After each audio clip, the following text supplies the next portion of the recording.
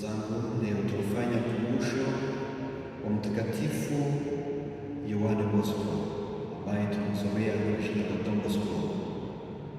Huyu alikuwa padre Mtaliano ambaye aliweza kutolea maisha yake yote kwa kuwahudumia vijana ambao walikuwa wametupiliwa, na ni huyu ambaye ni mwanzilishi, yani muundaji wa shirika la mapadri wa Salesiani, nao ambao wanaendelesha karama yake ya kuhudumia vijana wasio na msaada.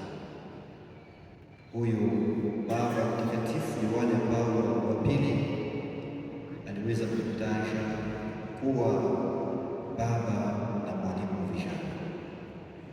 Basi kupitia sadaka hii ya misa tumuombe Mungu kupitia maombezi ya Mtakatifu Yohane Bosco, na sisi tujaliwe huo moyo wa ukarimu kwa ajili ya wale wote wanaotutegemea, wale wote wanaohitaji msaada wetu.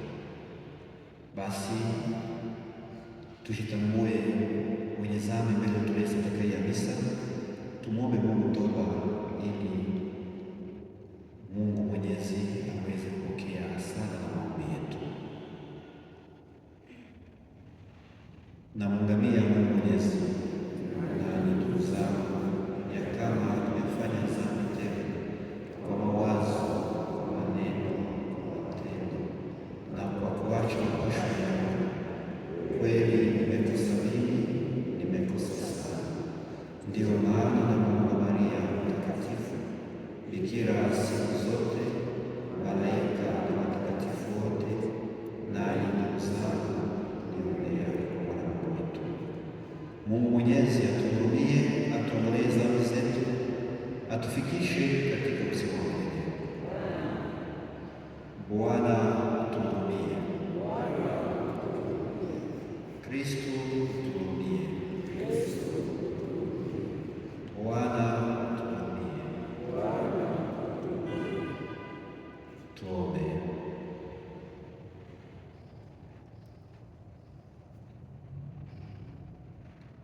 Ee Mungu, ulimfanya Padre Mtakatifu Yohane Bosco kuwa baba na mwalimu wa vijana.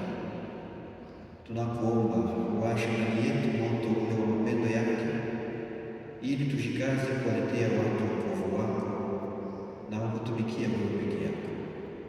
Kwa ajili ya Bwana wetu Yesu Kristo, mwana wako, anaishi na kutawala pamoja nawe katika umoja wa Roho Mtakatifu, Mungu milele na milele.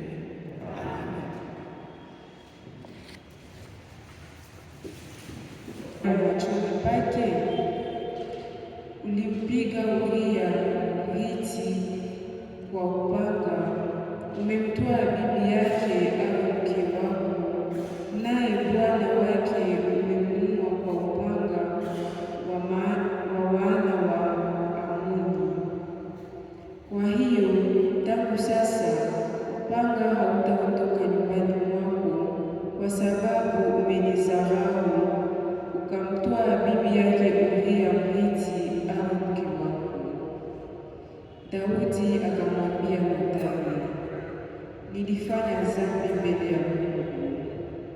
Nathani akamwambia Daudi, Bwana amesamehe dhambi yangu ile, hutakufa.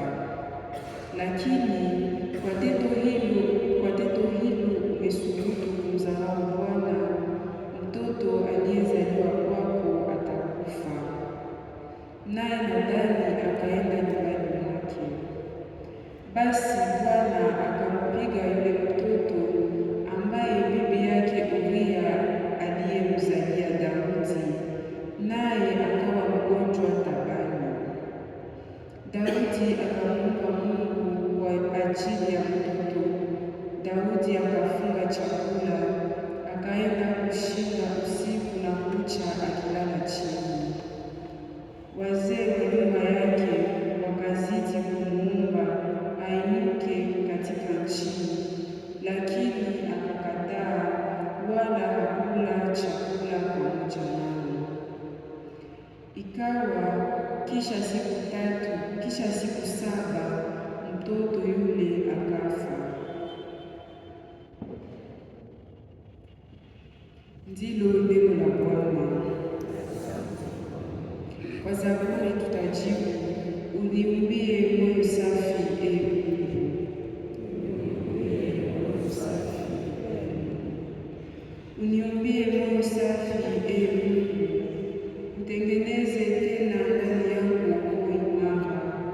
Usinitupe mbali na uso wako, wala usiniondoshee nuru yako takatifu.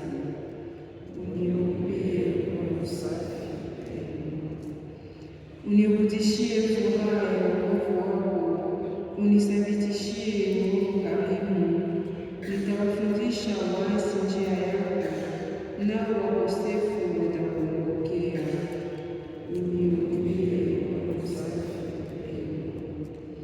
Uniokoe katika kosa la damu, e Mungu Mwokozi wangu, na ulimi wangu utashangilia haki yako. E Bwana, ufungue midomo yangu na kinywa changu kinatangaza sifa yako. Uniumbie moyo safi, e Mungu.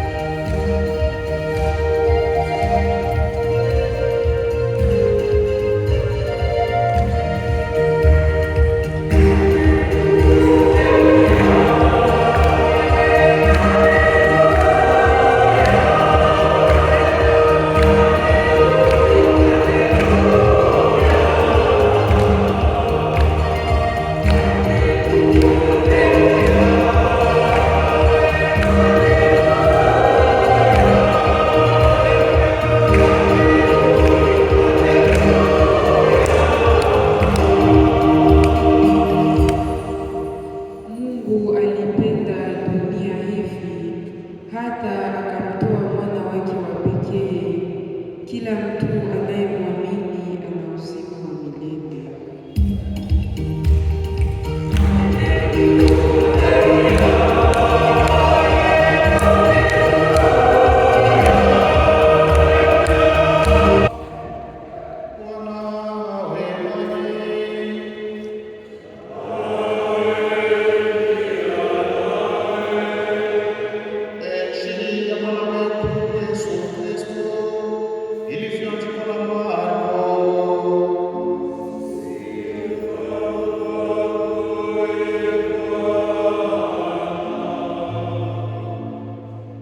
Siku ile kulipokuwa magharibi, Yesu aliwaambia wafuasi wake, tuvuke kwenda ng'ambo ya bahari.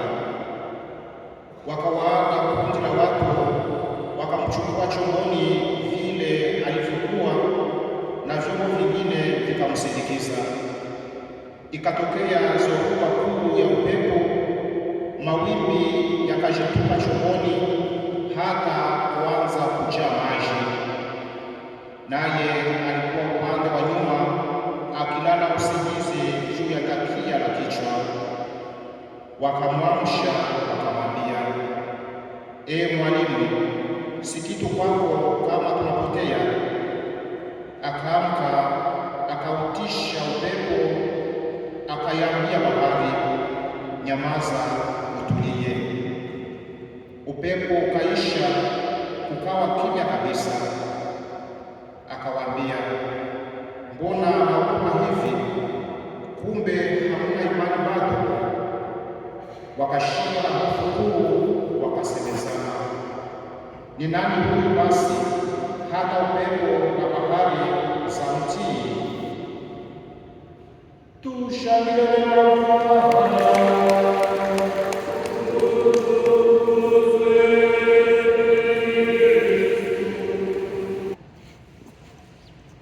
Wakristo wapenzi, shalom.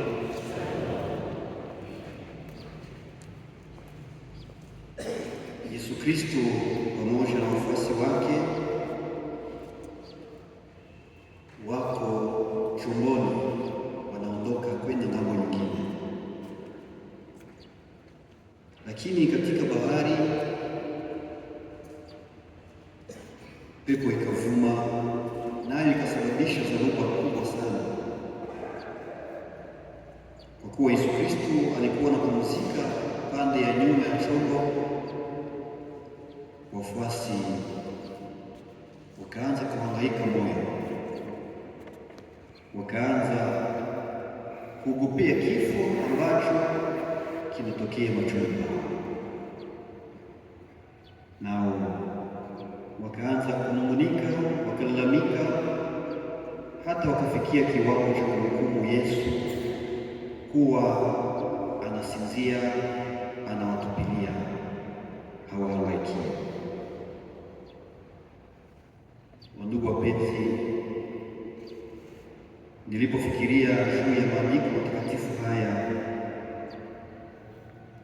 niliweza kufananisha bahari hii na maisha yetu sisi wanadamu tunayoendesha hapa chini ya jua. Maisha kama vile bahari, sisi wote tunashukuta ndani, na dharuba hizi zilizowapiga wafuasi katika chombo ni hizo changamoto mbalimbali tunazoziishi, zinazotuvamia katika maisha yetu. Tunapopigwa na uchungu, mateso, mahangaiko, na sisi kama vile wafuasi tunaanza kulalamika, tunaanza kunung'unika, tunalia machozi, tunaanza kumwaza Kristo Mungu kuwa na yeye anasinzia, yaani hatuangalie, hatutazame, hatuhangaikie, na tunafikia hata mara na mara kumhukumu Mungu na kuhukumu mapendo yake juu yetu. Wafuasi hao wananung'unika japokuwa wanamuona, wanamtazama Mungu mwenyewe akiwa pamoja nao katika changamoto hiyo wanayopitia, katika dhoruba hiyo. Na sisi vile vile manung'uniko yetu tunamnung'unikia, tunamhukumu japokuwa naye ni yeye yule ambaye alituahidia, akatuambia kwamba hata katika bonde la giza mimi nitakuwa pamoja nanyi, sitawatupa hata siku moja, nitawachukua mkono mpaka nihakikishe kwamba nyinyi nimewafanya kuwa wangu. Na wafuasi hao walipolalamika, Yesu Kristo anawakaripia jambo moja: ukosefu wa imani ndani mwake. Wanakata matumaini, hawaamini kwamba Kristo ni mwenye nguvu zote, ni mwenye nguvu juu ya maji, juu ya dhoruba. Yaani hawatakufa kitu chochote ikiwa wanamtegemea, ikiwa wanatambua kweli kama Kristo anasafiri pamoja nao. Wandugu wapenzi, ukosefu wa imani hii na sisi, Yesu Kristo siku ya leo anatukaripia. Tuendelee kumtumainia, tumtegemee kwamba katika nyakati zote za maisha yetu yeye ni Bwana wa maisha yetu, yeye yuko pamoja nasi, yeye hata siku moja hawezi kutuachilia tuweze kuangamia ikiwa tutamtumainia. Anawaambia wafuasi wake wavuke, waende ng'ambo nyingine ya bahari. Mpito huu wa kuvuka bahari kwenda ng'ambo nyingine unamaanisha mambo mengi zaidi katika maisha yetu, kwa kuwa tunanung'unika, tunahangaika, tunateseka siku zote tunaposhikamana na maisha yetu dunia hii, siku zote tunaposhikamana na mambo ya mpito ya hapa duniani, na tunapomsahau Mungu, tunaposahau kupatia nyakati zake, ndipo dunia hii inatuletea uchungu. Sharti na sisi tujue kuvuka pamoja na Kristo, yaani tuyatoke yale mambo ya dunia yenye kutuletea siku zote manunguniko, mahangaiko, tujue nasi kutembea pamoja naye, tuingie tutembee katika chombo chake alichokiweka tayari kutubeba kwake, tuweze kujua nasi vilevile kukamata muda wa pekee kukaa pamoja naye, kuzungumza naye, na zaidi tena kulishwa neema zake zenye kututuliza siku zote, neema zake zenye kutufariji kila wakati tunapohangaishwa na dunia hii. Tumwombe basi yeye Kristo anayetufaa kutembea pamoja naye atujalie tena zaidi imani, matumaini na mapendo. Siku zote tumtambue kuwa ni mwenzi wetu wa maisha, ni msindikizi wetu wa maisha, ya kuwa hata katika kila jambo lolote tunalolipitia ndani ya maisha yetu, yeye yuko pamoja nasi tusihangaishwe na mambo yenye kupita, bali tuvutwe zaidi na yale yenye kudumu, yale ya mbinguni anayotarajia siku zote daima na milele. Amen.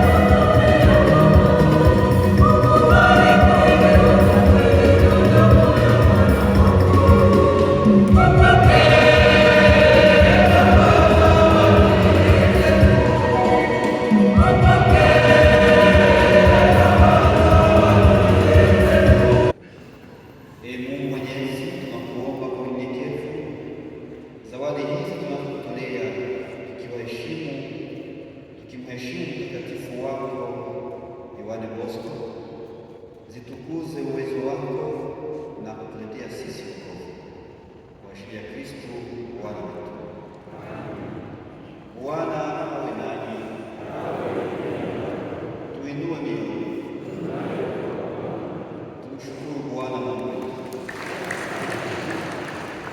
Kweli afanya ni haki, yatupasa na kuleta wokovu. Tukushukuru siku zote na popote, Bwana Baba Mtakatifu, Mungu Mwenyezi wa milele, kwa ajili ya Kristo Bwana wetu. Maana mafurahisha Eklesia yako kwa sikukuu ya Mtakatifu Yohane Bosco na kuithabitisha kwa mifano ya maisha yake, kuifundisha kwa neno na kuhubiri kwake, tena kuilinda kwa maombezi yake Bwana. Na kwa sababu hiyo sisi pamoja na malaika watakatifu wote twaimba wimbo wa sifa yako tukisema bila mwisho.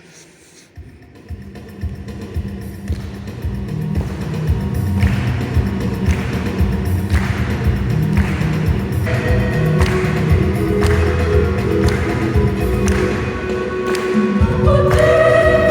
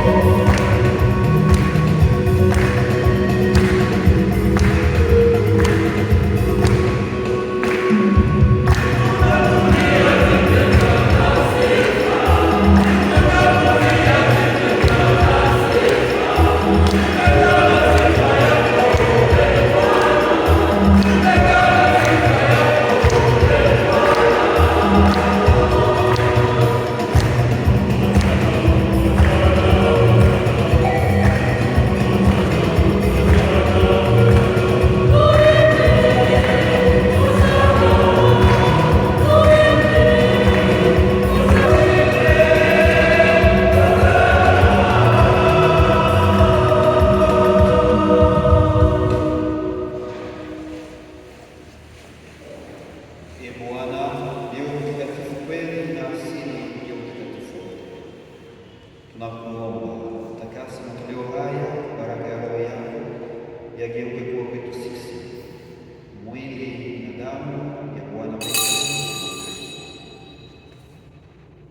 Yeye siku ile alipotolewa kukubali mateso yake, alitoa mkate, akashukuru, akaumega, akawapa wafuasi wake akisema, twaeni na kuleni wote, kwani huu ni mwili wangu utakaotolewa kwa ajili yenu.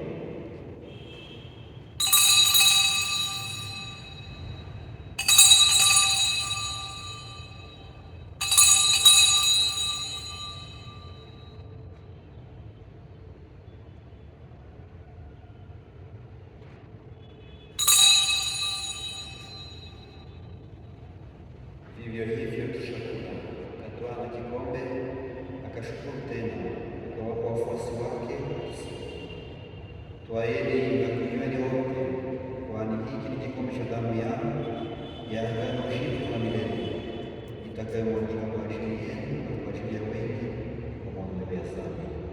Fanyeni hivyo kwa kunikumbuka.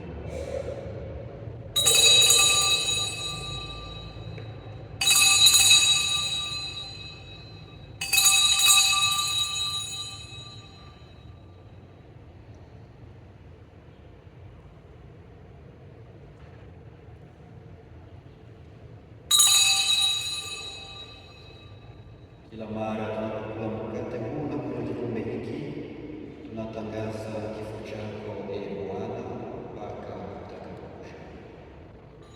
Ndiyo maana tukikumbuka kufa na kufufuka kwake mwana wako, tunakutolea Ee Bwana mkate wa uzima na kikombe cha wokovu. Tunakushukuru kwa kuwa umetujalia kusimama mbele yako na kutumikia. Tunakuomba na tunakusihi, ili tukipokea mwili na damu ya Kristo tuunganishwe na Roho Mtakatifu katika umoja.